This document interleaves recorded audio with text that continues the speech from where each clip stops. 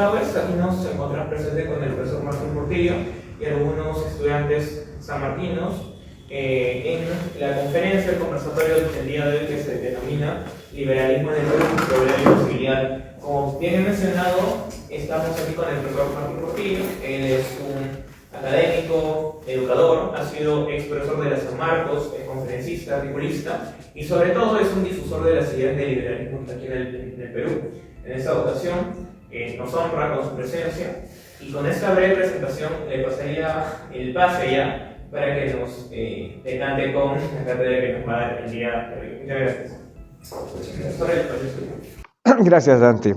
Quiero agradecer al Frente Crítico Universitario por la invitación, por la asistencia y la paciencia de todos ustedes. Voy a ser un poco conciso en esta ocasión, no me voy a explayar mucho, pero antes que nada quiero también señalar que esta es una fecha muy especial. No nos habíamos quizás dado cuenta o percatado, porque las fechas fueron afinándose, pero hoy día es el aniversario de Ludwig von Mises, un prolífico autor austriaco, defensor del liberalismo y podría hasta decirse su rescatador.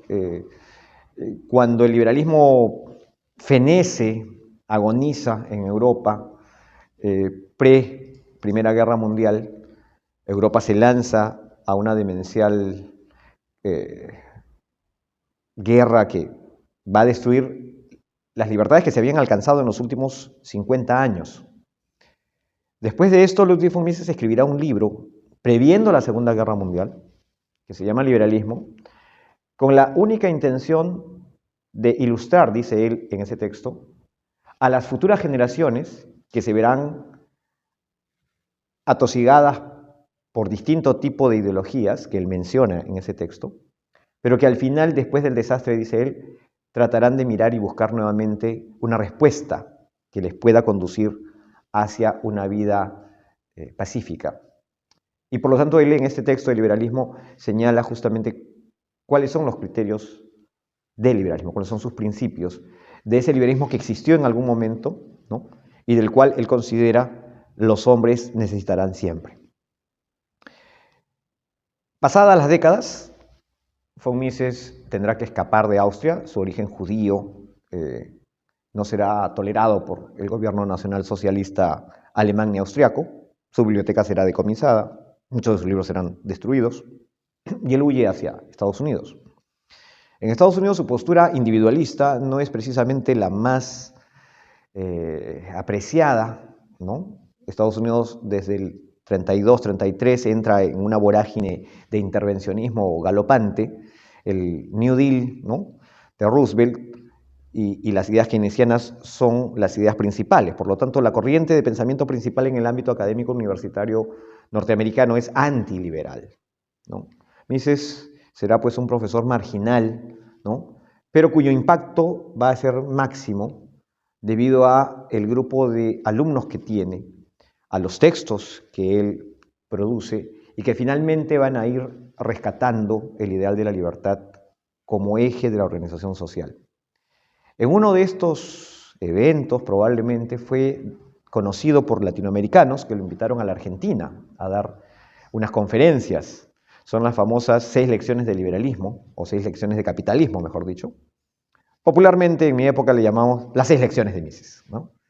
Una delicia de texto que recomiendo mucho y que sirvió para que en San Marcos, allá por fines de los 80s, inicios de los 90, se formara el Círculo de Estudios Ludwig von Mises, de la mano de los entonces jóvenes turcos, jóvenes que habían leído a Mises antes, ¿no? Y de esa manera nos enteramos que von Mises estuvo en la Facultad de Derecho, fue invitado a San Marcos a dar una conferencia, así como fue invitado a la Argentina también. Y ese vínculo con el Perú lo acerca también a un personaje que es el que lo invita, que es el doctor Pedro Beltrán. Don Pedro Beltrán, economista formado en la London School of Economics, ¿no?, es el que va a sentar las bases de un liberalismo, digamos, clásico, aderezado de ciertas dosis de conservadurismo, ¿no? No podemos pedir pues que un hombre de los años 30 o 40 sea un ANCAP. ¿No es cierto? No se puede ir en contra del tiempo. Cada hombre expresa en cierta medida su tiempo y trata de romper las barreras de su época. Y ese fue Pedro Beltrán en nuestra historia, que trae a Fumises a San Marcos. Y es a través de ellos, ¿no?, y a través de los jóvenes turcos, el engarce es don Arturo Salazar, en paz esté, don Arturo, que también es un sanmarquino, que estas ideas van a ir cuajando, van a irse en cierta medida difundiendo, tuvieron aplicación práctica en algún momento durante el ejercicio del premierato de don Pedro Beltrán, que no fue más allá de 2 años, durante el segundo gobierno del presidente Prado Ugarteche, antes de los 60.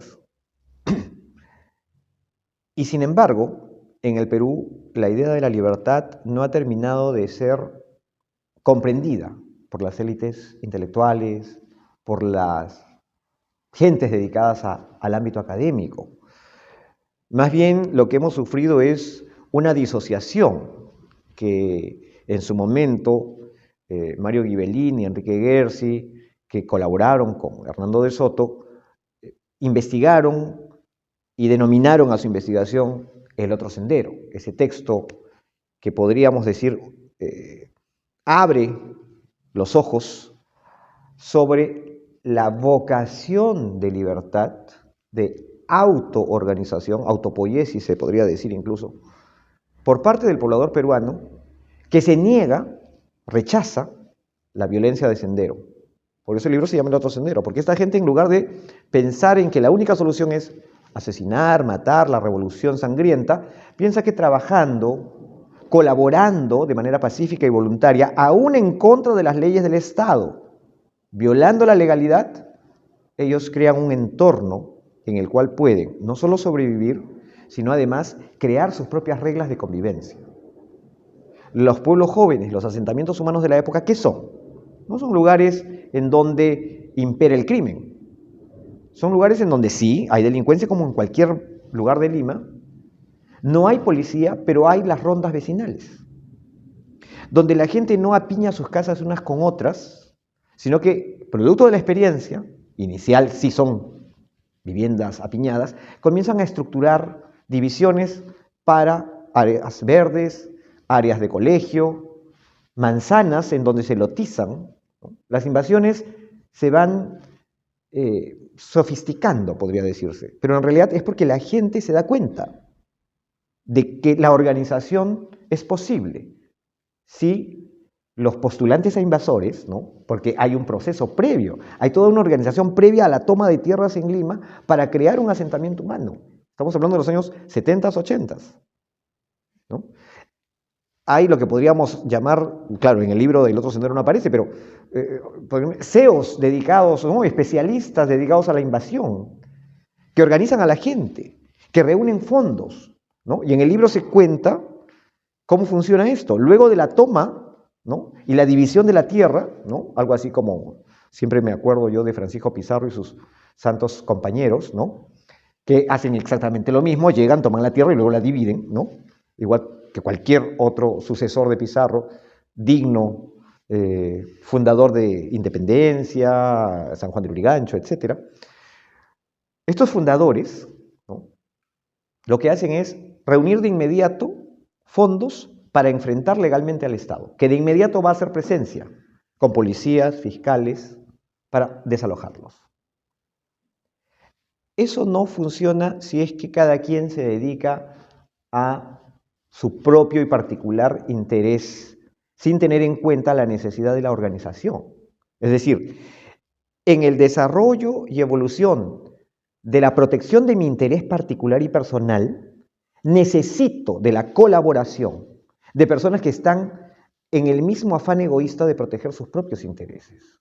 Esa es la base de la organización social que el liberalismo siempre ha explicado. Y que curiosamente, desde la academia se le niega a las personas que han creado microciudades, lo que llamaríamos conos hoy en día, que ya se integraron en la Lima tradicional, que han ampliado la Lima, pero que son personas con vocación de organización, motivadas por un deseo egoísta, que han transformado ese entorno natural y lo han convertido en propiedad gracias a su esfuerzo y trabajo. Más de acuerdo no podría estar Locke en la definición de propiedad privada. Un bien natural transformado por la voluntad y el esfuerzo físico. Entonces, las personas aparentemente tienen una vocación por la libertad. Tienen una vocación por vivir libremente. Y eso no implica o no significa, ¿no?, caos, desorden, al contrario. Y en ese ámbito de organización que han creado, no solamente basta con leer El otro sentido de Hernando de Soto, basta con tomar un micro o una combi y llegar al pueblo joven más apartado que todavía existe en Lima, y vamos a encontrar que allí hay pequeños lugares de intercambio de productos, pequeñas tiendas o comercios, ¿no?, o momentos en los cuales los vecinos salen y ofrecen algo a los transeúntes. Ese es el libre mercado. ¿Quién allí pretende engañar o estafar al resto? Obviamente, ni el que ofrece tiene esa intención, porque si no, ya no le comprarían. Es decir, tenemos un fenómeno de mercado donde las libertades no son una especie de dádiva otorgada por un benévolo gobernante, sino conquistas reales, luchas que han llevado a estas personas a la convicción de que tienen el derecho a vivir en orden, en paz. Pero lamentablemente tenemos, por eso hablo de disociación en la sociedad peruana, a un estamento llamado el mundo legal, el mundo formal, que de inmediato pretende reorganizar estas estructuras, imponer un esquema de sanciones, castigos y de extracción de recursos vía impuestos y tributos, que lo que hace es impedir que estos proyectos de sociedad emerjan satisfactoriamente. Terminan manteniéndolos en una especie de limbo, ¿no? No les permiten capitalizarse. La normativa que traen muchas veces está totalmente contaminada de procedimientos que hacen imposible alcanzar la justicia. Vaya uno desde un cono, desde un pueblo joven, hasta la comisaría más cercana a presentar una denuncia. Vamos a ver si va a ser atendida. ¿Pero por qué fueron exitosos los primeros grupos? Porque tenían un propio sistema de policía. Los propios vecinos se organizaban. Sí, eso nos puede parecer algo medieval, algo... Hace un momento mencioné Fuente Ovejuna, el alcalde de Zalamea. Sí, nuestra tradición hispánica se ha perdido. Los vecinos se organizan y si hay un acto de opresión, de violencia, de injusticia, los vecinos decidimos y tomamos la justicia tal y como debe ser, de manera conjunta, obedeciendo a nuestro criterio de justicia, a nuestro sentimiento del derecho y la libertad violentadas.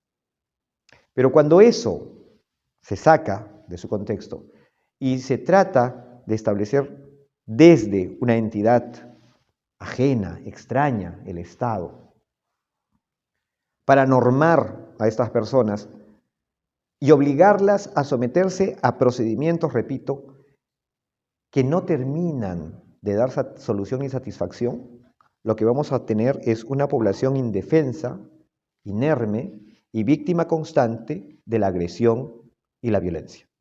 Y es eso lo que tenemos hoy. Le hemos negado a estas personas su derecho a su propio desarrollo, su derecho a que su normativa se pueda expresar en la legalidad. Los hemos minusvalorado, los hemos excluido, los hemos llamado informales, marginales.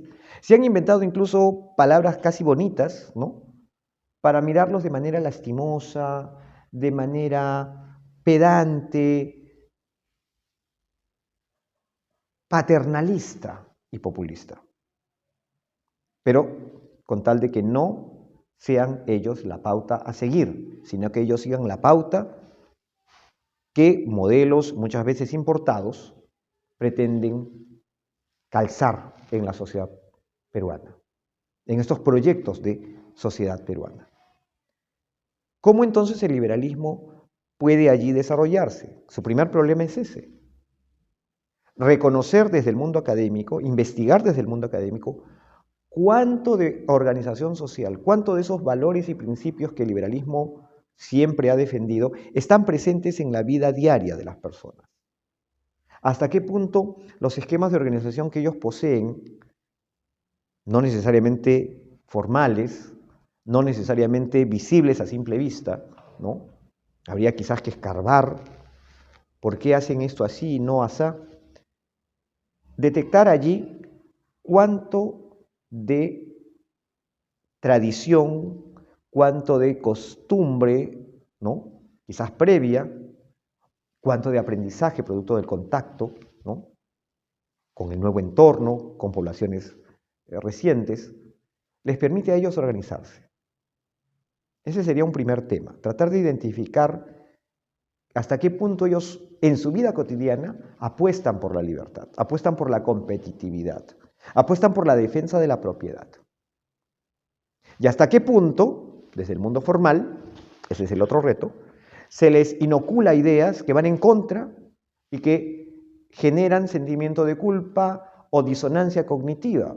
Porque tú vives pensando en acumular dinero, pero tu hijo que va al colegio y a la universidad te mira mal porque dice, papá, no es importante el dinero. Hay que ser solidarios, papá. Tú debes pagar más impuestos, papá. Si a un padre de familia que consigue a duras penas 1.500 soles al mes y tiene 3 hijos y una casa en condiciones precarias, le vamos a decir que debe de pagar no 20%, sino 25 o 30%, que debe además de aportar la cuota de seguro social de sus empleados, los cuales obviamente son informales, y por lo tanto debería de formalizarlos. Si comenzamos a sumar todas estas exigencias, probablemente el señor va a tener que obtener una renta mensual de 5.000 y solamente obtiene 1.500. Entonces va a tener una deuda que es impagable. Y al hijo se le ha convencido de que es eso lo que tiene que exigirle a su padre, porque eso es en bien del país. Con semejante presión, ¿no? Si el hijo termina desarrollando alguna actividad dentro de las esferas del Estado, va a continuar con ese patrón de ideas muy probablemente, y va a terminar de destruir no solamente a sus padres, sino a cualquier otro padre de familia que en los últimos 30 o 40 años haya tratado de salir de la pobreza. Porque se ha perdido, no se ha investigado, creo yo, suficientemente, cuál es el daño que sigue causando la normativa a la generación de riqueza y a la acumulación de capital. No podemos imaginar, no podemos suponer que lo que gana una gran empresa es lo mismo que gana un pequeño empresario o un microempresario o un informal. No podemos establecer que la misma serie de requisitos para la formalización que se le aplica a ellos deba de aplicársele a estos otros. En primer lugar, porque ponerle requisitos para poder ejercer un empleo o poner requisitos para poder comercializar algo es un sinsentido. Si existe una demanda, va a haber una oferta.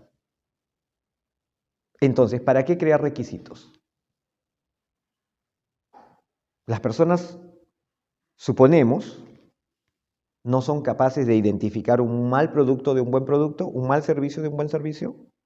Solo bajo esa suposición es plausible establecer criterios y requisitos para que cualquier persona trabaje. Siempre uso de ejemplo las famosas licencias, ¿no? Esos cartones que dicen licenciado en, o sea, en lenguaje común, con permiso para trabajar. O sea, no importa que tu tesis haya ganado cum laude, no, eres un miserable bachiller. No, tú necesitas además un documento que diga que tú tienes permiso para ejercer en aquello que tus profesores, que son especialistas, ¿no?, han determinado que tienes habilidad y suficiencia para ejercer. No, eso no basta. El conocimiento no interesa. Lo que interesa es ese documento administrativo. Y claro, después de obtener tu licencia, necesitas inscribirte en un monopolio, ser parte de un monopolio, el colegio profesional. Y además aportar para que esa gente viva de ti, o sea, el presidente y el consejo directivo del colegio respectivo. Porque eso es un monopolio creado. No importa si una persona que no ha ido a la universidad sepa mejor que tú hacer eso que tú estás haciendo, porque esa persona simple y sencillamente no podrá postularse a ningún trabajo en el cual se requiere esa experticia. Y luego preguntamos, ¿por qué la gente capaz en este país no puede lograr algo? Porque tú estás apostando por impedírselo. Porque tú estás defendiendo el colegio profesional, porque tú estás defendiendo la licenciatura, porque tú estás defendiendo que además estés al día en las cuotas. ¿Y de qué sirve ese colegio profesional? ¿Cuántas personas en todas las especialidades que existen, los ingenieros y los arquitectos diseñan proyectos inmobiliarios, hacen la excavación, cuántos obreros murieron? ¿Algún colegio profesional fue sancionado por eso? No. ¿Alguna institución estatal que otorga la licencia a ese profesional fue sancionado por eso? No. Entonces, ¿qué cosa garantizan? Absolutamente nada. En realidad, nada. Es aparente. Hemos absorbido un mito, que con esos documentos el mercado funciona mejor, que con esos documentos las personas, los profesionales autorizados, van a tener un desempeño más adecuado. Comparemos cuántos que tienen todos los requisitos cumplidos son causantes de fallas, son causantes de accidentes o son causantes de muerte. No se ha hecho esa comparación, así que no podemos determinar si realmente ese esquema de controles asegura mejor calidad en el servicio profesional.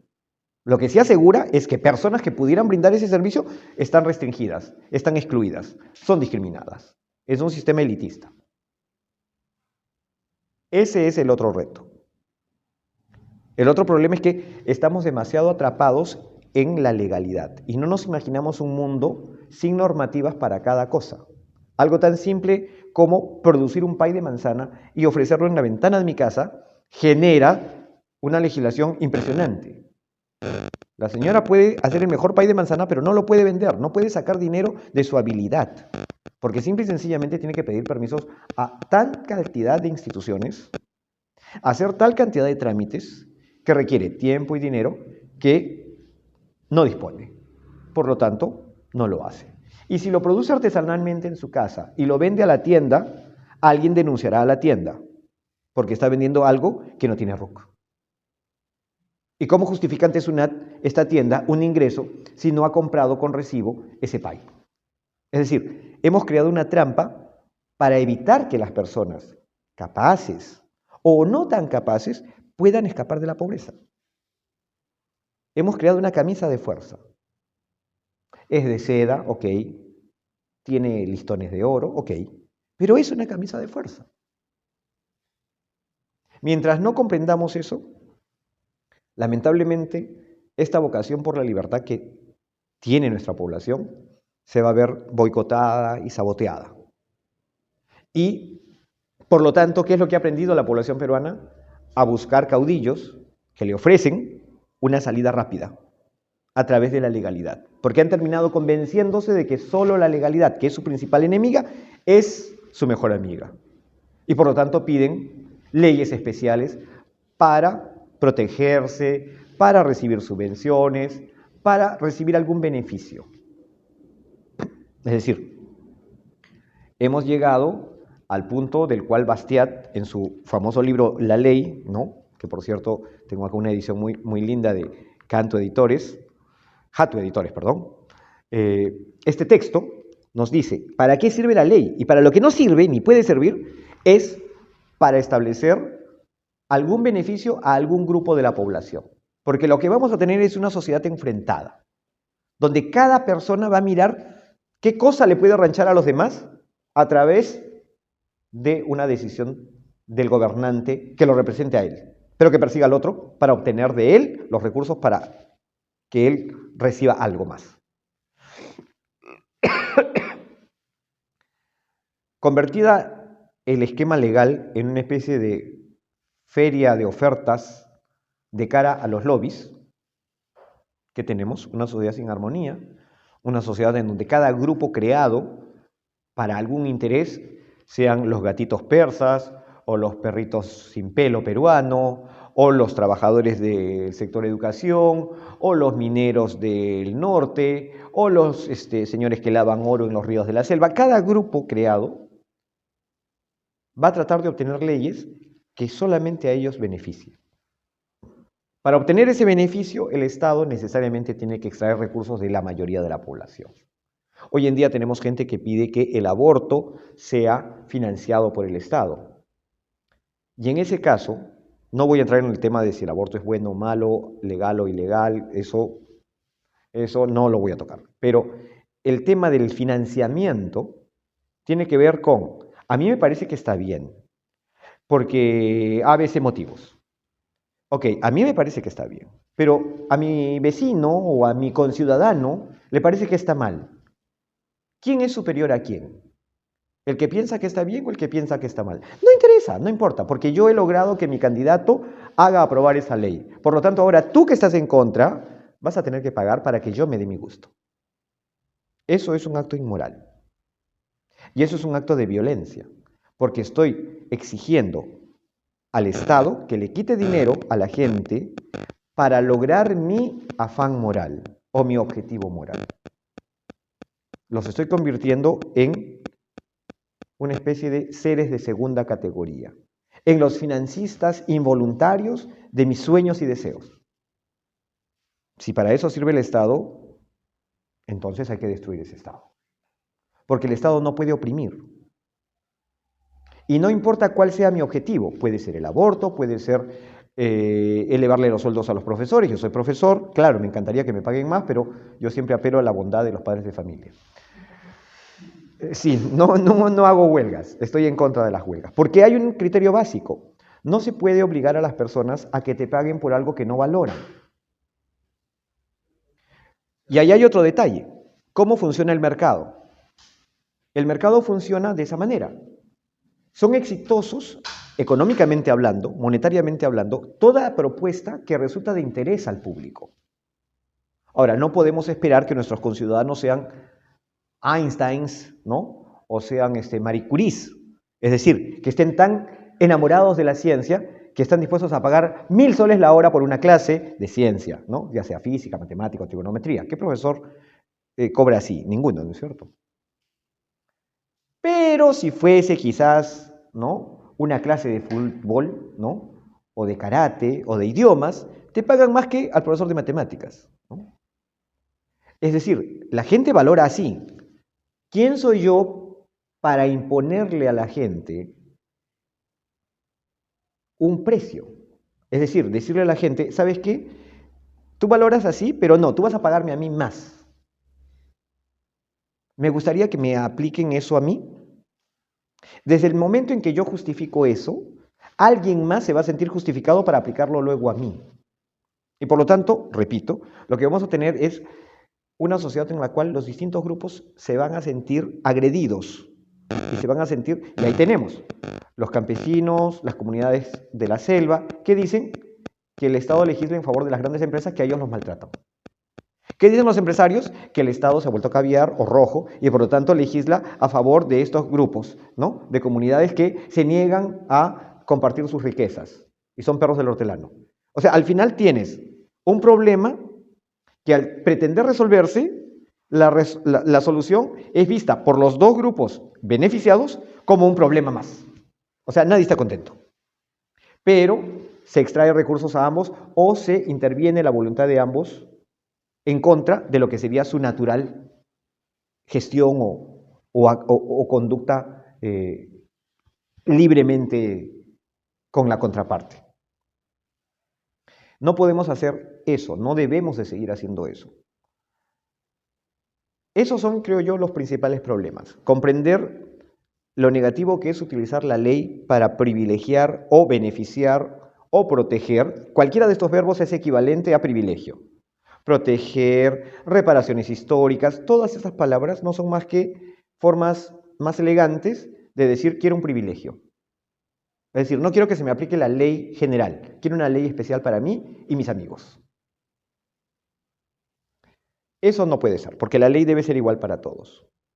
El liberalismo defiende que todas las personas deben ser tratadas por igual ante la ley.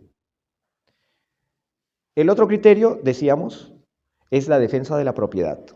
Y por lo tanto, no se puede, no se debe violar la propiedad ajena. Si una persona paga impuestos, no se debe de exigir que pague más allá de cierto nivel. ¿Ese nivel cuál es? Es el nivel que le va a permitir al Estado brindarle los servicios mínimos de atención eficiente y efectiva a ese ciudadano. Cuando ustedes van a un restaurante y piden un pollo a la brasa, ¿no? Y les traen los huesitos, ¿no? O una salchicha, ¿ustedes pagan la cuenta? Piden que les cambien, ¿no es cierto? Muy bien, cuando el Estado te cobra impuestos y luego te roban, y tú pides un policía y no aparece, tú vas y lo buscas y el policía no se mueve, ¿por qué sigues pagando impuestos? Si no estás recibiendo el servicio que estás tú pagando. Ahora, si fuera una clínica, haces una marcha, ¿no es cierto? Te encadenas a las rejas y todos los caviares vienen y te ayudan y los medios de comunicación sacan. Pero si es el Estado el que no cumple, nadie dice nada. ¿Quién es más opresor? ¿Quién es más estafador? No, es que no hay suficientes recursos. Entonces, si no tienes recursos para atender eso, ¿por qué estás cobrando? ¿A quiénes sí estás defendiendo con ese dinero? Porque todos los crímenes no quedan impunes. ¿A quiénes sí se protege con ese dinero? ¿Qué gente que es asaltada o cuya casa es violentada, de inmediato tiene 5 patrulleros allí? Entonces, estamos financiando un sistema de privilegios. Y estamos creyéndonos de que nuestros impuestos son para defendernos a nosotros, cuando en realidad estamos costeando la defensa de un pequeño sector de la población, que es el sector de siempre. ¿Cómo podríamos llamarnos defensores de la libertad si vamos a defender un sistema de privilegios? Que se pinta de igualitario, que se pinta de equitativo, pero que no lo es. Y no es que no lo sea por la práctica, no lo es porque el sentido mismo bajo el cual está planeado no lo permitiría nunca. Si las propias personas pueden organizar un sistema de justicia privado, si las propias personas pueden tener un sistema alternativo de sanciones privado, y lo han tenido los campesinos, lo han tenido las rondas urbanas, ¿por qué entonces se han prohibido? ¿Por qué entonces se han cuestionado y se han abandonado? Quizás porque demostraron que eran más eficientes que el Estado. ¿Por qué no regresar entonces a lo que sí fue una medida de solución, descubierta por la propia gente? Porque yo les puedo asegurar que esa gente no leyó jamás a Locke. Y tampoco se leyó a los padres fundadores de 1770 o 1780 en Estados Unidos, ¿no? Cuando se crearon las milicias para proteger a cada estado de la tropa inglesa. Pero actuaron exactamente igual, porque es la misma lógica, defender mi casa, mi propiedad y mi familia. No importa si te llamas Wilson o Quispe, ¿no? Eres un ser humano. Y por lo tanto, el liberalismo allí yo considero que es universal, es decir, no apuesta por utopías, trata de reivindicar lo que de manera más natural y sensata los hombres han ido reclamando siempre. Y cada vez que han tenido oportunidad han intentado organizarse así. No es un prejuicio. No es que ellos miraron a Estados Unidos y quisieron crear acá Texas. No. Es San Juan del Lurigancho. Pero ¿cómo nació? ¿Cómo surgió? Hoy en día es un distrito más o menos exitoso. Mucho más exitoso es Independencia, ¿no? Mucho más comercio, el valor de la tierra se ha multiplicado. Pero ese tema pasa por la defensa de la propiedad.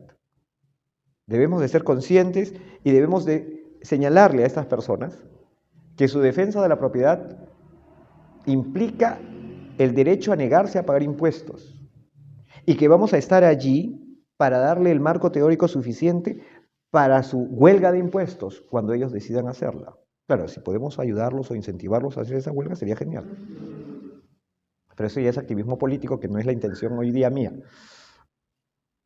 Otro tema que vimos es esta ausencia de investigación sobre el fenómeno de la ilegalidad o informalidad, pero desde la mirada de la libertad, ¿no? Porque tesis en la Facultad de Sociología debe haber del piso al techo tesis sobre la pobreza y las condiciones precarias, pero todas son desde una visión paternalista, populista, que los ve como seres exóticos, como mascotitas pobres, ¿no? Necesarias de protección, cuando en realidad estás negando sus capacidades y potencialidades. Pero toda esa visión debe ser confrontada con una visión hacia la libertad, que ha sido la apuesta de estas personas en realidad. ¿Qué posibilidades tendríamos nosotros para que en el Perú esto no solamente crezca, sino que además sea evidente? Yo creo que por un camino está la difusión a través de la lectura. La literatura acorde con estos temas existe, ¿no? Dos, desde la universidad sobre todo, presentar el debate. No quedarse en la lectura propia, sino fomentar el debate en círculos de estudio, en grupos de investigación. ¿De cara a qué? A hacer la tesis más adelante. Es decir, no caer en el debate o discusión política por la política, sino si quieres entrar en la política no hay problema, pero debes de ir acumulando fuentes, información, para que más adelante eso que tú estás presentando como una juvenil propuesta política de joven quizás motivado, entusiasta, se traduzca en una objetiva y seria investigación, que respalde esa animosidad juvenil de cara a un proyecto más amplio, de mayor envergadura, ¿no? Y la otra es cercar a todos los políticos, hacerse amigo de toda esa gente, ¿no? En el buen sentido, no genuflexos, sino tener el olfato suficiente como para indicarles hacia dónde hay que ir, lo cual, claro, aquí yo lo explico sentado aquí y suena probablemente interesante, quizás no muy genial, pero si tienes un político o un viceministro como jefe y tienes tú que hacer una propuesta liberal, probablemente lo que te digan sea, muchas gracias por sus servicios, ¿alguien más quiere este puesto? Entonces, ¿cómo poder virar? Al político no le puedes hablar en la oreja, porque él ya tiene un cassette metido, él tiene un chip. Lo que tienes que hablar es a la gente. El político es muy sensible a la opinión pública. Si la opinión pública cambia, entonces el político cambia. ¿Cuántos políticos se han declarado en los últimos 10 años? A ver, 14, estamos 22, 8 años. A favor del movimiento LGTB. Hace 8 años casi nadie, excepto Techito, ¿no? Y cuando yo hablé de ese tema, ¿no?, en la universidad fue un escándalo, ¿no? Hasta que quisieron presentarme la cruz ahí delante del salón. Tuve que llamar a un chico que era defensor de los derechos LGTBI para que él explicara por qué yo estaba tocando el tema. Y dijo, sí, me hacen bullying a mí y a mis amigas, ¿no? Y entonces esto no está mal, esto en la Facultad de Derecho y Ciencia Política es necesario para comprender, ¿no? No hay que invisibilizarnos. Eso por decir un caso, digamos que ahora, hoy en día vemos el tema como algo casi, no, hace 8 años, ahora, si les digo cuando yo estudiaba en los 80s en la universidad, o sea, ese tema no existía, ¿no? Podías hacer con total gusto y placer el bullying que quisieras, ¿no? Competías con otros por hacer más bullying, ¿no? A las personas con moral extraña. Hoy en día si haces eso tienes una denuncia. Y tienes profesores que te van a decir, sí, yo soy homofóbico, catedráticos en las universidades, todas, pero la legalidad ha cambiado y por lo tanto yo atempero mi discurso, ya no hago este tipo de bromas, porque a veces los profesores se sinceran, ¿no? Y te dicen, bueno, ya no lo hago porque simplemente me pueden votar, ¿no? O me pueden denunciar los alumnos. O sea, si eso se ha cambiado en 8 años, ¿por qué la libertad? Porque eso es, con disculpas de todo el público LGTB que me vaya a escuchar en algún momento, ¿no? Jorge, no te molestes, si es que me estás viendo. Es el director del mall. Pero eso no es eso es menos que una gota de todas las libertades que nosotros necesitamos reconquistar o revalorar o redescubrir.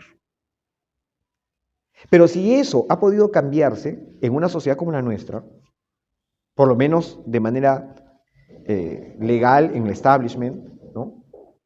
Quizás en provincias todavía exista un alto grado de discriminación y de censura, pero si eso ha podido modificarse, ¿por qué no podemos apostar, soñar que el ideal de la libertad también puede lograrlo?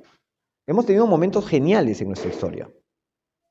Hemos tenido épocas en las cuales la gente apostó por un Estado pequeño, porque los empresarios hicieran negocios con la menor tasa de intervención posible, ¿no? Y no estoy hablando de las reformas borbónicas, ¿ah? Porque eso fue cuento chino, sino de la famosa época post-guerra con Chile, ¿no?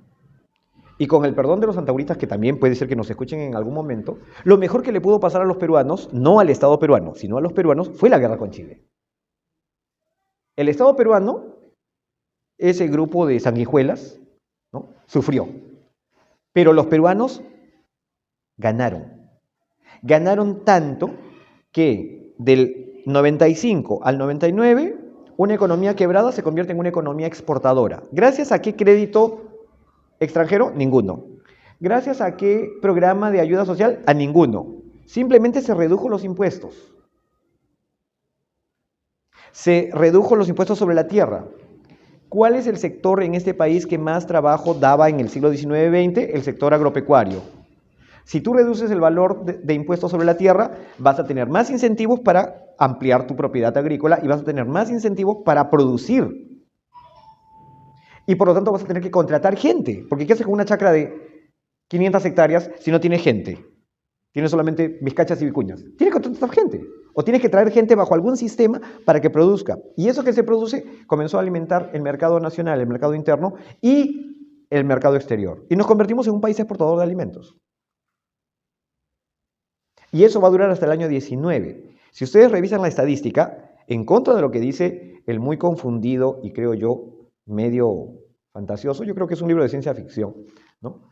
Y es un autor, creo que yo debe ser reconocido y premiado como un genial autor de ciencia ficción, José Carlos Mariátegui, ¿no?, con sus 7 ensayos, va contra toda la evidencia de la estadística de la época, porque es PBI año por año en incremento. Y el PBI no puede crecer sin que eso se traduzca hacia el resto de la población. Basadre habla de la república aristocrática, un término lamentablemente equívoco, pero que ha calado en la mentalidad de la gente hasta el día de hoy, pero que no expresa la realidad de ese momento, que es el momento en el cual la gente se dedica a hacer empresa. Aparecen las sociedades anónimas. ¿Qué cosas son las sociedades anónimas? Tú tienes un sol, tú tienes 5 soles, tú tienes 30 centavos, nos juntamos y formamos 1 millón. Y este millón lo dedicamos a invertir. ¿Invertir en dónde? En este país. Aparecen las primeras fábricas, con Piérola. O sea, las primeras industrias, con materia prima local, mano de obra local, capital local.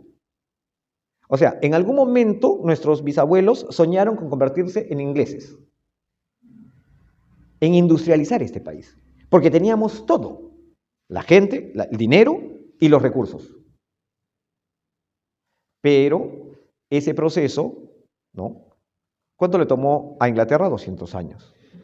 Nosotros, después de 25 años, 20 en realidad del año 19, decidimos abandonarlo y destruirlo. Entra Leguía con todo su discurso de Patria Nueva, que arrasa con esos proyectos. Y hasta el día de hoy en los libros, ¿no?, se enseña a los jóvenes que ser empresario es malo. Es más, la palabra está tan estigmatizada que hoy en día no la usamos, sino que hemos creado un neologismo, ¿no?, emprendedor. O sea, no podemos decir, ¿no?, esa lisura, ¿no?, no califica a este señor para empresario. No, eso sería insultarlo. Es un emprendedor. Es exactamente lo mismo. Ese momento va a generar redes de comercio para la exportación. Pero tú no puedes exportar si no produces acá. Si produces acá necesitas proveedores locales. Si necesitas proveedores locales tienes que tejer una red al interior. Esa red no ha sido investigada. Eso lo menciona un investigador de la época. Marcos Cueto y Carlos Contreras señalan que lo que no se ha hecho es investigar justamente las redes hacia el interior. Porque es imposible explicar el crecimiento de la costa y la exportación sin que haya un sostenimiento hacia el interior. Ahora, hay fotografías de negocios de personas que no son blancas en la ciudad de Puno. Puno y las ciudades capitales del departamento eran ciudades de blancos. Hasta los años 50 más o menos estaba prohibido que las personas llamadas indias, por ejemplo, se pasearan en la plaza de armas. Eran sancionadas, eran castigadas. Pero aún así, en esos primeros 20 años, hay gente que no siendo blanca tiene tiendas en la mismísima ciudad de Puno y Juliaca. Entonces, ¿dónde está la discriminación de ese periodo? ¿O es que La Plata comenzó a blanquearlos? No hay mejor medio de inclusión social o de antidiscriminación que el enriquecimiento de las personas, ¿no? Hoy día vamos al Club Nacional o al Lawn Tennis y vamos a encontrar todos los colores. Hace 60 años no. Pero eso es prueba de crecimiento económico. No hay un discurso allí, digamos, social o antropológico. Es simple y llanamente la expresión de una realidad. Estas personas han alcanzado tal nivel económico que simple y sencillamente adquieren los beneficios que estaban restringidos a una pequeña parte de la población. Si lo vemos en perspectiva, este empoderamiento y este enriquecimiento, repito, se debe a los periodos en los cuales se genera mayor libertad para el comercio, para la iniciativa de las individuales en cuanto a la empresarialidad. De los 90 ahora hemos sufrido un fenómeno parecido. Después del gobierno de Leguía viene el periodo de los militares con Benavides y Sánchez Cerro y Benavides en realidad, ¿no?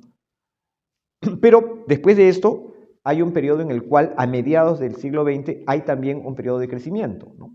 A pesar de que Odría es Odría, con toda la represión y la destrucción que generó ese momento amargo, lo rescatable es que él va a permitir nuevamente el crecimiento de la exportación, porque le reduce los impuestos a los exportadores. ¿Y esto qué genera? Genera empleo. Es lo mismo que hizo Piérola. Redujo los impuestos, esta gente comenzó a crear trabajo y estos, a su vez, comienzan a replicar después. Pónganse a pensar en las tiendas hoy en día. Las pequeñas tienditas hoy en día en los barrios, ¿qué modelo tienen? ¿Qué esquema tienen? Se parecen, son como minimetros, ¿no? O mini Plaza Veas. Se han organizado de tal forma, ¿no? ¿Pero por qué? Porque lo están aprendiendo, o sea, ya han pasado varios años ellos de jóvenes trabajando en Metro, Plaza Vea, y entonces abrieron su tienda propia. Pero ya aprendieron cómo presentar mejor, ¿no? Cómo iluminar mejor, en qué momento cambiar o intercambiar los productos para no crear cansancio visual. Todo eso que tú estudiarías, imagínate, tendrías que pagar para estudiar eso, lo has aprendido mientras eras el reponedor de Metro. O sea, no solamente cobrabas, sino que aprendías sin darte cuenta. Y ahora estás sacando, Metro debería de cobrarles regalías, ¿no? O sea, ignoramos un detalle. Al trabajar la gente aprende. La transferencia del know-how está allí. No es intencional, pero se da. Y ese proceso, no sé si habrá sido estudiado en el Perú o no, pero ese proceso sí ha sido ampliamente estudiado durante la primera revolución industrial. En el caso de Inglaterra y su transferencia a Gringolandia. Los norteamericanos, más mañositos, mandaban, los ingleses estaban muy, eso es una anécdota, que es real, o sea, eso sucedía. Los ingleses estaban tan orgullosos de sus industrias flamantes que organizaban visitas, ¿no? No eran visitas al museo, sino a la fábrica. Entonces, gente que podía pagar, ¿no? Iba a estas visitas, ¿no? Los gringos comenzaron a montar espías. Gente que iba a estas visitas, pero anotaba todo. Copiaba los diseños de las máquinas, hacía preguntas específicas, y luego hacían la misma maquinita en Estados Unidos. Hacían una réplica, pero no pagaban los derechos de invento. Y luego hacían alguna modificación y entonces sacaban su patente propia. Es lo mismo que hicieron los japoneses, es lo mismo que ha hecho China. Es lo mismo que soñaron los peruanos después de la guerra con Chile. Recuerden que la primera ley que se da de educación obligatoria es del presidente Pardo, del Partido Civil, y no solamente es la construcción de colegios y el cobro de un impuesto especial para el financiamiento del sueldo de estos profesores, sino que los materiales de laboratorio y los textos escolares se importan directamente de Europa. ¿Qué significa? Que tú vas a estudiar en un colegio peruano como si estuvieras en París, o en Amberes, o en Berlín. Hoy en día tú terminas San Marcos, ¿no? Lo sé por varios alumnos míos que han terminado, van a hacer su maestría al extranjero y dicen, profesor, tenía que hacer cursos de nuevo, ¿no? Porque tu desnivel es así. Justamente el Partido Civil lo que quería era ese desnivel, eliminarlo desde la primaria. Vas a leer como con lo mismo de allá. O sea, ¿puede haber mayor demostración de la preocupación del empresariado nacional por construir un país exitoso? ¿Por qué entonces Mariátegui lo niega? ¿Por qué Haya de la Torre también lo niega? ¿Por qué Leguía se hace eco de un famoso catedrático de San Marcos, dicho sea de paso, ¿no? Profesor de la Facultad de Letras, doctor en filosofía? Ay, se me escapa su nombre, traductor de Comte. A ver. No, ni uno de los dos. No. Su nombre está frente a la Católica. Esa avenida tiene su nombre. Mariano H. Cornejo. H. Cornejo. Mariano H. Cornejo es el Pepe Grillo de Leguía. Y él considera que los males de la sociedad peruana, ¿no? Discriminación, despreocupación por el indígena, por el obrero, se solucionan, ¿no? A través del cambio de constitución. Por lo tanto, anularon la constitución y crearon otra. Otra que se encargó de destruir todo ese proceso y nos llevó a la crisis del 29-30. Ya en el segundo año de Leguía, el país está quebrado y se pide el primer empréstito para financiar los sueldos del Estado. O sea, ni siquiera los impuestos de Perú alcanzaban para cubrir los sueldos del Estado. O sea, ya el país estaba quebrado en solo 2 años. Lo que se había levantado en 25 años se destruyó solamente en 2 años. O sea, tenemos esa vocación. ¿Pero por qué? Porque no miramos, no observamos, y eso es lo que convierte esto en una posibilidad real, concreta, no es fantasía.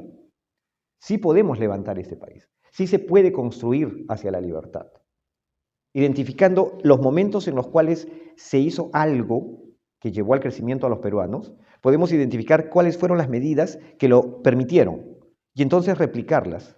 Y toda aquella medida, ya voy a parecer congresista de esos patéticos, ¿no? Deróguese y anúlese, ¿no? O sea, todas aquellas que se opongan a esto deben realmente, ¿no? Y el Ejecutivo, ese es otro tema para los de ciencia política, el Ejecutivo debe ser prohibido de emitir normas. Los ministerios y las instituciones de rango ministerial no deben de emitir normas de ninguna categoría que vayan en contra de la legislación o de los derechos básicos. Bueno, los miro a ustedes como si fueran culpables, pero es porque ellos tienen digamos, la experticia y espero tengan el poder o la capacidad de hacerlo en algún momento, la verdad. A mí me emociona cuando hablo con gente que están estudiando, porque digo, ¿qué cosas irán a hacer, no? Yo no espero pues que hagan grandes cosas. Yo creo que esa es la manera en que podríamos abrir el país. Sincerarnos, decirle a la gente, los TLCs son estafas, no son TLCs. O sea, llamar a las cosas por su nombre. Los contratos ley no son algo malo. Los contratos ley son el modelo a seguirse. Es decir, en lugar de criticar el contrato ley porque privilegia a una empresa o dos, esa misma normativa debe ser aplicada a todas las empresas del Perú. Entonces, el privilegio se convierte en la norma. Porque si estás dándote cuenta de que eso hace que esa empresa gane, entonces que ganen los de acá también. Que ganen todos, de la misma manera. ¿Por qué vas a proteger solo a uno? No, eso está mal, hay que destruir eso. Eso no está mal. Eso indica que eso es efectivo. No para el Estado, sino para el empresario. ¿Y qué cosa es el empresario? Un ciudadano. Puede ser de acá o de afuera, pero es un ciudadano que está poniendo su capacidad, sus recursos y, sabe Dios, sus relaciones para lograr obtener máxima beneficio y brindar algún tipo de producto o servicio. Entonces, si eso es funcional, no debes destruirlo, debes de copiarlo, imitarlo y difundirlo. Los contratos ley deben ser la norma, no la excepción, ¿no? Hacia allí también tenemos que ir, ¿no? Quizás estos los grupos de izquierda han sido muy eficientes en sus famosos observatorios. Observatorios de derechos humanos, observatorios de la situación de la mujer, ¿no? Son geniales. Ellos hacen la labor que los liberales deberían de hacer, ¿no? Hay que copiar eso también, ¿no? O sea, un observatorio de medidas que dañen o afecten el bolsillo de los sectores CD y que impliquen regulación estatal. Entonces, ¿para qué? Para denunciar la regulación estatal. Creo que hay un grupo en Instagram, he visto, que barreras burocráticas. Siempre saca noticias sobre barreras burocráticas, sobre casos, ¿no? Y señala, ¿no? Incluso hacen el seguimiento de los montos o sea, te lo presenta con cifras. Muy bueno, es muy didáctico y obviamente si tú lo lees, quedas convencido. Bueno, eso hay que replicarlo, ¿no? Eso hay que difundirlo, hay que copy-paste, ¿no? Pero también hay que hacer cosas así. Y yo creo que lo más útil es ir a la Facultad de Educación y enamorar, ¿no?, la mayor cantidad de personas de esa facultad. Porque ellos son los que nutren a los niños de las ideas que después son el motor de la gente. Hay personas que dicen, no, el profesor no tiene mucho impacto. Bueno, yo la verdad pienso que no tengo ningún impacto, si no hace rato que habría muchos liberales, pero debe ser por mi carácter. Yo pienso que es por... Hay profesores que no, tienen una corte de alumnos que los persiguen, ¿no? Son algo así como, no sé, Beyoncé o algo así, ¿no? Tienen gente que, ¿no? O Ricky Martin. Pienso en un profesor en especial de San Marcos que parece Ricky Martin, porque todo el mundo lo quiere seguir, ¿no? A donde se para, todo el mundo va a correr, a mirarlo, no sé. Pero si eso es lo atractivo de un profesor, o sea, logran ser tan empáticos, tan simpáticos, tan atractivos, su discurso termina siendo tan convincente, entonces hay que hacer que los profesores cambien de discurso. Que se convenzan de que la labor educativa debe ser una labor educativa hacia la libertad, no hacia la sujeción al Estado, ¿no? Y ahí hay que plantearles la historia de dónde nace la educación, tal y como la conocemos hoy día como servicio estatal, de Bismarck, que pretende anular la lealtad al señor local porque se crea el Reich, y entonces los pequeños reinos y las Freiburg, las ciudades libres, ya no deben de tener lealtad a su propia organización, sino al Kaiser. Por lo tanto, hay que convencer a esta gente. ¿Cómo? Educando a sus hijos. Y es eso la apuesta de Bismarck. Crear la identidad nacional y la lealtad al Estado. O sea, un liberal no podría estar más en contra de semejante disparate, ¿no? Yo por eso nunca he pedido que me contraten en la Facultad de Educación, pero las pocas veces que he podido estar por allí, cuando he dicho estas cosas, obviamente no les ha gustado mucho. Porque la educación tal y como se entiende aquí y en Europa y en Estados Unidos es un esquema para crear ciudadanos funcionales al Estado. No funcionales a ellos mismos, no leales a ellos y sus familias, sino leales al Estado. Entonces, por ese lado, eso, ¿no?, ya que ustedes son el Frente Crítico Universitario, hacer una revisión crítica de la educación. ¿Qué cosa pretende hacer? ¿Qué clase de ciudadano quiere lograr? Y hacer un conversatorio sobre eso en la Facultad de Educación, ¿no? Bueno, yo creo que si avanzamos en esos ámbitos, ¿no?, ya que están en el ámbito universitario, muchas cosas podrían cambiarse más rápidamente, o por lo menos generar dudas. Sí. Así para hacer esto un poco más didáctico, primero que nada, muchas gracias por las palabras que nos ha dado. No sé si es que pudiésemos plantear algunas preguntas y hacer esto un poco un conversatorio, ¿no? Porque dado que ha tocado temas sociológicos, económicos, de derecho, aquí hay gente de diversas carreras, sociología, ciencia política, derecho, etc. Entonces que tal vez podamos hacer esto un poco más ameno. Yo tenía una duda y quisiera su apreciación. Yo justamente, como sabes, soy estudiante de Derecho y usted mencionó la no concordancia de la legalidad con la realidad, ¿no? Sin embargo, creo yo que tiene que haber un tipo de necesaria legitimación de leyes o del Estado a través de su normativa en algunas cosas. Por ejemplo, ¿no?, ¿qué sería si es que no se regulan algunos delitos contra, por ejemplo, las estafas que hace uno contra otra persona, ciertos delitos y demás, ¿no? Sabemos que en el Código Civil y en algunos otros códigos hay algunas normativas que se inmiscuyen, por así decirlo, en relaciones entre personas.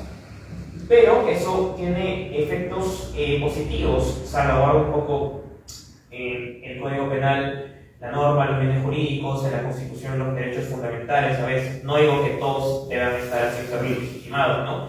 En tal sentido, ¿cómo garantizar esta legitimación de la ley? Porque que algo sea legal no significa que sea legítimo. Entonces, quería ver su perspectiva como estudiante de derecho que soy. Bueno, Acto que viole, menoscabe la libertad o los derechos básicos de las personas debe ser sancionado. Yo no estoy tentado a suponer un mundo ideal donde no existe el Estado, porque vivo en una sociedad donde existe el Estado y supongo que me voy a morir y todavía va a seguir existiendo. Entonces, claro, podría dedicarme a soñar con una sociedad sin Estado, pero no soy tan, quizás, osado. En ese sentido, yo supongo, no supongo, estoy firmemente convencido de que el Estado existe y debe existir, mientras exista, para defender los derechos y libertades de las personas. Es decir, si alguien es agredido, estafado, como tú decías, el Estado debe actuar. Ahora, puede actuar de manera directa a través del sistema de justicia estatal o puede permitir que los privados creen un sistema de justicia alternativo, que es el arbitraje, que ya existe, o sea, ni siquiera habría que inventarlo, ya existe. En el Perú está menoscabado, está, digamos, bombardeado, ¿no? Debilitado, porque la legalidad ha decidido normar el arbitraje. Cuando el arbitraje, en su esencia, es un acuerdo entre las personas para resolver sus propios conflictos a raíz de contratos que hayan establecido. Entonces, no debería haber legislación al respecto. Es absurdo, porque ¿cómo yo hoy voy a ponerme a legislar sobre contratos que ocurrirán dentro de 10 años entre dos personas que ni siquiera conozco y ni tengo la más mínima idea de qué cosas van a intercambiar? Es absurdo. Es una pretensión de omnisciencia totalmente vana. Resultado, el arbitraje no cumple la función que debería de cumplir. Yo creo que el arbitraje no solamente debe ser respetado como institución surgida de la propia sociedad, sino que el criterio que se tiene tradicionalmente es que un árbitro es un juez. Por lo tanto, su decisión, si es rechazada o negada por una de las partes, ¿no?, él tiene autoridad suficiente para ordenar a la fuerza de seguridad hacer cumplir su laudo arbitral. Y no debería de haber esto de pateo el arbitraje y me voy al Poder Judicial. O sea, debe ser una vía única, sin posibilidad de contacto con el estatal.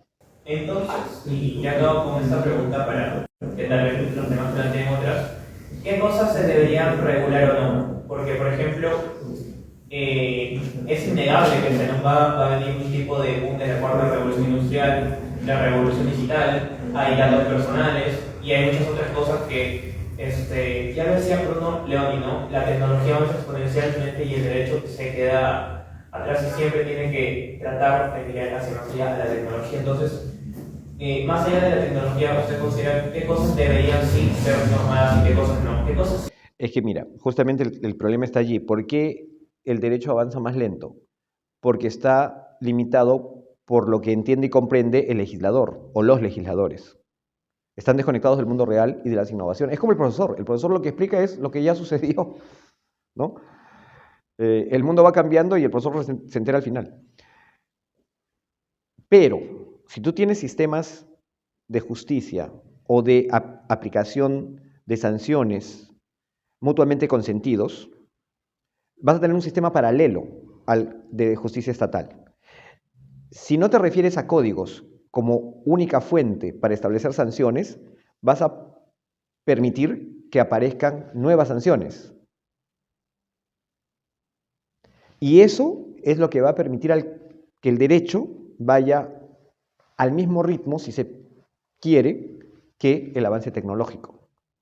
Porque necesariamente cuando tú vas creando tecnología y vas tratando de comercializar, ¿no?, si eres suficientemente despierto, vas a tratar de asegurarte ciertas condiciones para transar. Si no, no. Pero el siguiente que viene se va a dar cuenta de que tú metiste la pata y él no va a querer hacerlo. Y entonces va a transar. Pero esos acuerdos deberían de ser, ¿no?, considerados pactos que no deben ser restringidos o calzados con un marco legal preexistente, porque están creando un nuevo marco legal. Entonces, el problema no es que el derecho avance lentamente, el problema es que hemos entregado, ¿no?, la creación de ley a un grupo de personas y a ellas las hemos convertido en creadoras de derecho. Y el derecho no es eso. El derecho no es eso. El derecho no está en los códigos ni en la mente de unos cuantos legisladores. Llamar a la legislación derecho es un error que parte del siglo XVIII-XIX. Antes no es un fenómeno dado de esa manera. Nosotros nos hemos acostumbrado a eso. Debemos recuperar una tradición que nos remonta a Sumeria, ¿no?, 5.000 años atrás.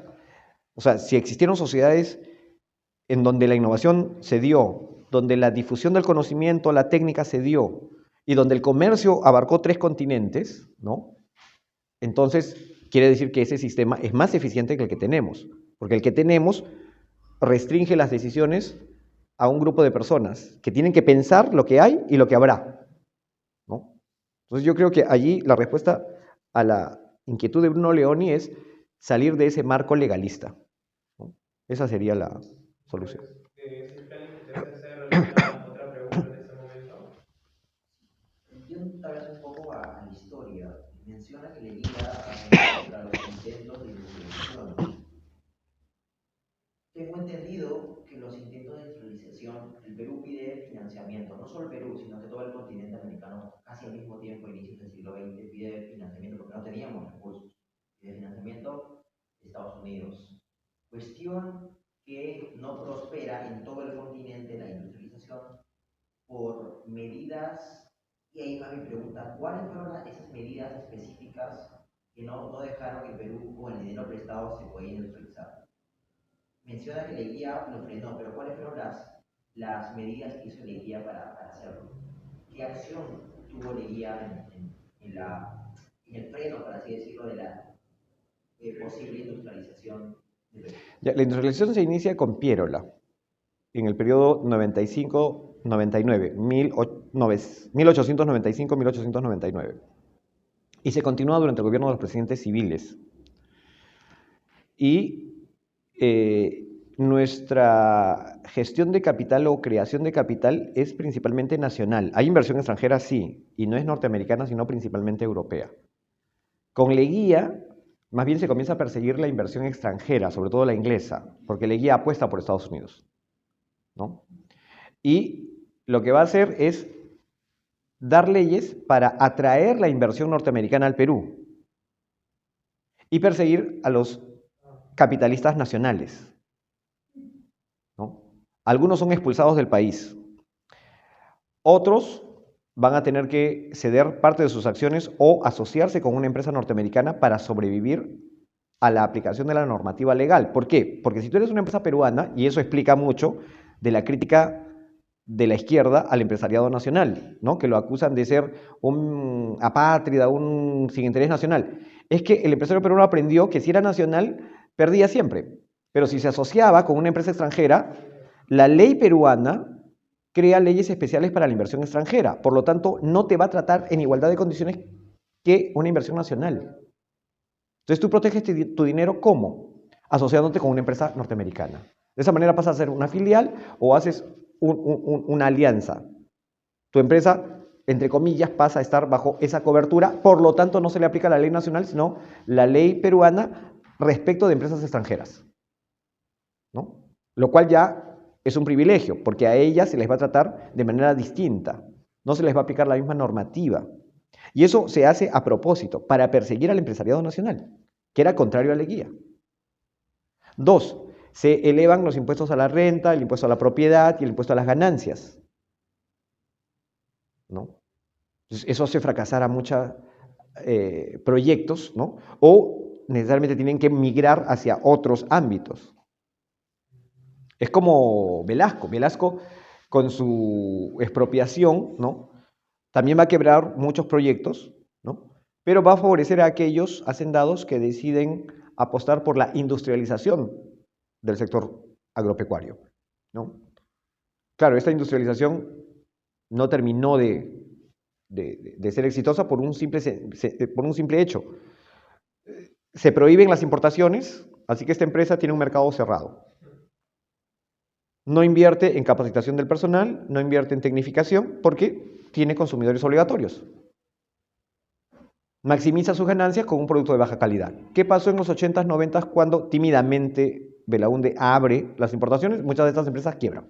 Y con Fujimori, que abrió casi todo, simplemente desaparecieron. Porque realmente, o sea, tener en vez de un horno de microondas una cocina a querosene era ridículo. Los microondas se inventaron después de la Segunda Guerra Mundial. Al Perú llegaron en los 90.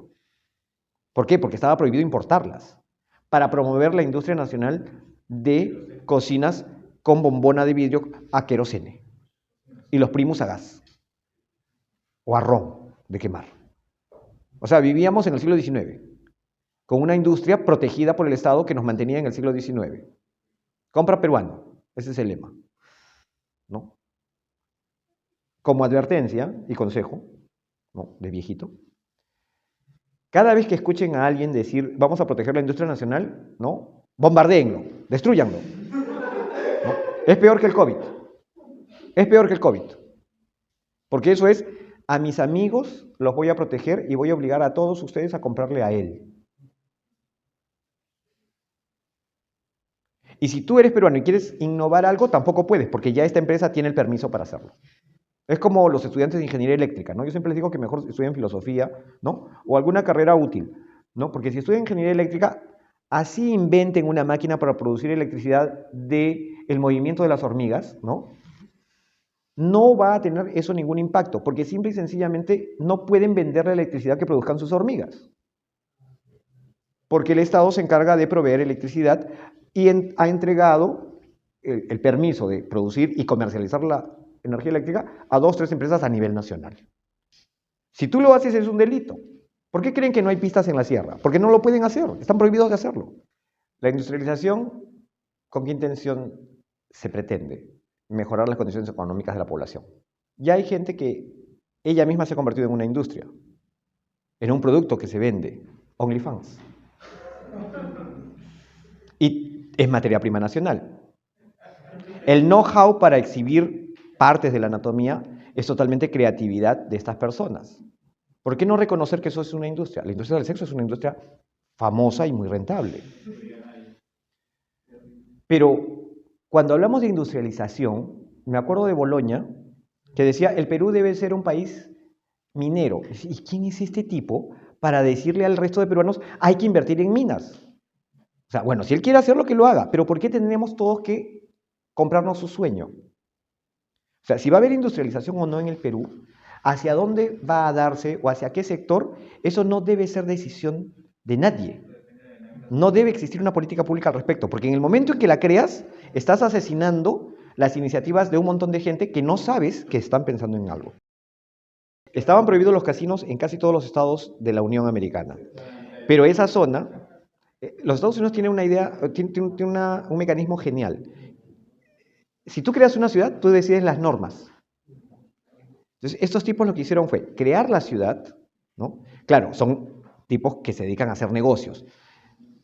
Mafiosos porque son negocios prohibidos, ¿no? Es como cuando te venden, o sea, mafioso es todo informal en el Perú. Estos son informales que vendían o coca, o marihuana, o licor, ¿no? Pero deciden blanquearse, ¿no? Ahora, los casinos estaban prohibidos. Los juegos de azar, ¿no? Cierto tipo de shows, ¿no?, casi lindantes en la prostitución, también en muchos estados estaban prohibidos, pero ellos se dan cuenta de justamente esto. Este lugar es un lugar de tránsito, ¿no? Entonces, aquí construir una ciudad sería genial, pero como nosotros la hacemos, nosotros decidimos. Allí no hay agua, el agua la importan, la traen por tuberías, porque el agua ahí es salobre, es un desierto, eso es cierto. Ahora, si uno mira la historia de acá, antes de la llegada de San Francisco Pizarro y sus amigos, ¿no?, o sus apóstoles, le digo yo, ¿qué cosa es Huari? Huari es exactamente eso, está construida en el punto donde las rutas de comercio de costa, sierra y selva se intersectan. ¿No? Claro, acá es un fenómeno religioso estatal, pero allá es un fenómeno, o sea, hay una demanda, pero no es decisión del Estado, sino que tú, ¿no? Por ejemplo, tienes San Marcos. San Marcos es una universidad estatal, ¿no es cierto? Ok. ¿Hay alumnos? Sí. ¿Necesitan fotocopias? Sí. Pongo mi fotocopiadora. Cuando yo estudiaba en San Marcos no había fotocopiadoras al frente. Alguien la puso y ¡prum! Aparecieron un montón de imitadores. Y todos ganan. Ahora, los muchachos no solamente alcanzan cupo en el comedor. Jugos, ensalada de frutas. Luego vino la moda light. Ah, le ponemos trigo soplado, le ponemos pecanas. O sea, de repente, esa callecita en donde yo veía gente ensangrentada que salía de las marchas entre la FEPUC y los tercios opositores, ¿no? Porque eso he visto yo, de repente eran lugares prósperos de comercio, ¿no? Y los muchachos también se estresan con los exámenes, ¿no? La flaca los ha dejado. Juegos, ¿no? Videojuegos, ¿no? Videojuegos en red, o sea, pero podría ser un ministerio de defensa, podría ser un cuartel, ¿no? Frente a los cuarteles que hay prostíbulos, ¿no? O cerca, ¿no? O sea, es la iniciativa privada tratando de cubrir una demanda. Si tu consumidor es alguien que trabaja en el Estado, no interesa. Pero date cuenta, no es el Estado el que está creando eso. O sea, San Marcos, ¿qué le costaba abrir fotocopiadoras dentro? Abrir zonas de videojuegos dentro. O sea, tienen trabajo social, ¿no es cierto? Tienen facultad de psicología. Entonces, ¿no podía a alguien ocurrírsele que los trabajadores y los estudiantes estarían más desestresados, podrían tener un mejor nivel de rendimiento si tuvieran algunas diversiones sanas o que desarrollen su intelecto? No, eso se le ocurrió a un tipo que de repente ni estudió en la universidad, pero tiene habilidad para los negocios. Videojuegos. Estos muchachos necesitan, estos son nerds. Así que vamos a ponerle videojuegos. O sea, tu público consumidor puede ser estatal, no hay problema, pero la iniciativa no es del Estado. No. Entonces, aquí, por ejemplo, yo sí creo, esto lo mencioné, no sé si estabas al inicio, necesitamos capturar las municipalidades. Que un alcalde dé incentivos. Durante todo mi gobierno 4 años, ¿no? Durante 4 años voy a cobrar la mitad de impuestos a todo aquel que quiera poner una empresa de inteligencia artificial en mi distrito.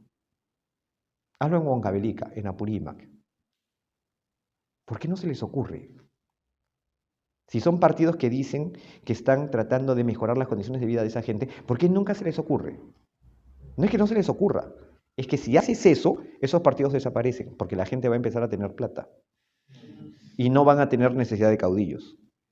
Los maestros de esa lucha están en Francia y en Inglaterra. Lo que tú has descrito dice conexión inmediata con la corte de Luis XIV. Porque así es como se hacían ricos. Las concesiones reales son lo que son ahora las concesiones estatales. Los talleres reales son lo que modernamente llamamos empresas estatales. Si uno estudia y revisa bien ese tema, va a entender que no hemos salido de allí. Seguimos en el siglo XVIII con las reformas borbónicas. Le cambiamos de nombre, ¿no?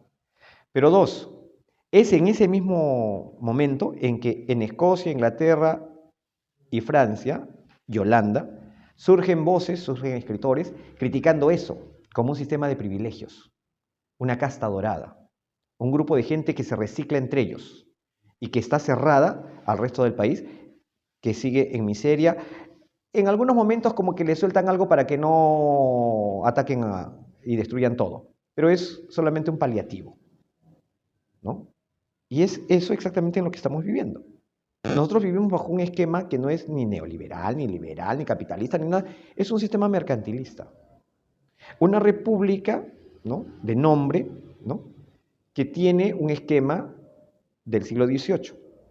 Un Estado que regula, controla, protege, vigila, supervisa y otorga permisos. Por lo tanto, si el empresario se convierte en una amenaza, simplemente pierde sus privilegios. Por eso los empresarios no apoyan el liberalismo. Métanse ustedes a ser políticos liberales y vean cuántas empresas van a suplicarles a ustedes, ¿no?, recibir, yo te voy a apoyar para que seas... No van a haber empresas allí. Porque las empresas son las que temen la libertad de empresa, la libertad de competencia. O sea, ser empresario no significa estar a favor del libre mercado. No en este contexto. Quien está a favor del libre mercado es el micro. Mira, yo pienso que ese poder es menor hoy que el que tuvieron los reyes antes, durante la monarquía absoluta. Entonces la manera es utilizar esas mismas armas, ¿no? O sea, denunciar eso, expresarlo, hacerlo público, hacerlo visible, como dicen los izquierdas, ¿no? Visibilizar el tema, ¿no? Denunciar con nombre y apellido. y con cifras. Y aparte de eso, auscultar dónde están los casos exitosos. Por ejemplo, tienes a Banchero Rossi. Nuestro Banchero Rossi, a pesar de que es un hombre de izquierda o que dice que la izquierda vale la pena, es Gastón Acurio.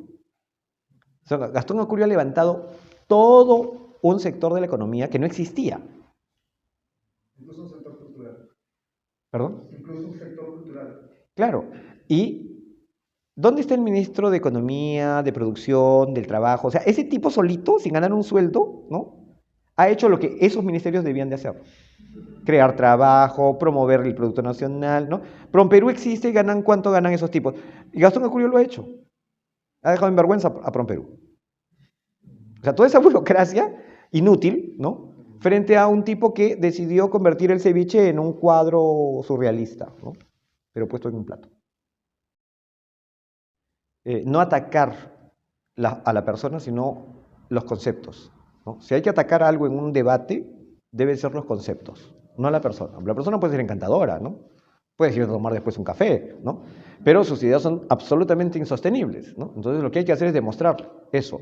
No para convencer al que está exponiendo, porque obviamente si está exponiendo eso es porque está convencido, no lo vas a cambiar, sino de cara al público, ¿no? Algo que a veces olvidamos es que cuando estamos en un debate, que no es el caso hoy día, claro, los que asisten están interesados en saber, ¿no? Entonces, quien es tu público objetivo no es el contrincante, sino el auditorio. Y hay que hablar al auditorio. Hay que demostrar los errores o las fallas del argumento contrario, ¿no?, y sembrar la duda, por lo menos, si es que no le das alguna certeza, ¿no? Y con eso, tu participación ahí estaría ya bien hecha, ¿no? ¿Tienes plata para comprarlo? Ok. ¿Cuántas personas no tendrán la plata de acá a 2 años? Y entonces yo los obligo a comprarlo, ¿no? Cuando decimos que las personas tienen necesidades y que, claro, no pueden cubrirlas por sí mismos, entonces el Estado tiene que atenderlas, eso significa que el Estado le va a sacar plata al resto de población para dedicarlo a brindarle a este grupo específico que está pidiendo algo, ¿no? Si están pidiendo algo, pueden recurrir a mecanismos que la propia sociedad puede proveer. Y allí, por eso el liberalismo siempre estuvo teñido de una actitud de generosidad. Liberalismo proviene de la palabra española liberal o liberalidad, es decir, dar de mi propio peculio algo a quien lo necesite. Esa es una actitud liberal y siempre se entendió así en el castellano. Una actitud liberal es que yo haga beneficencia, que yo haga donaciones, que yo ejerza el mecenazgo, ¿no? Si eso se pierde porque te crean la idea de que el Estado es el que se tiene que encargar, entonces lo que estás generando es incentivos para que la gente deje de hacerlo, y es lo que hemos dejado de hacer. Eso es por un lado. Entonces, la sociedad sí provee y puede proveerlo. Es más, frente a catástrofes y emergencias, ha sido la gente, los privados, los que han reaccionado más rápida y se han organizado de manera espontánea y han solucionado o han intentado solucionar mientras el Estado estaba tratando de averiguar cuál era el informe respectivo sobre la situación de los damnificados, ¿no? Pero ya tenían los camiones de mucha gente, ¿no?, que había comprado agua en metro, ¿no?, y dejaron sin agua en metro porque alguien se le ocurrió tratar de llegar a Ica cuando el terremoto.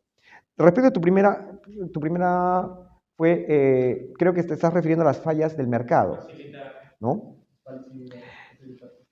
Hay que comparar fallas del mercado versus fallas del Estado.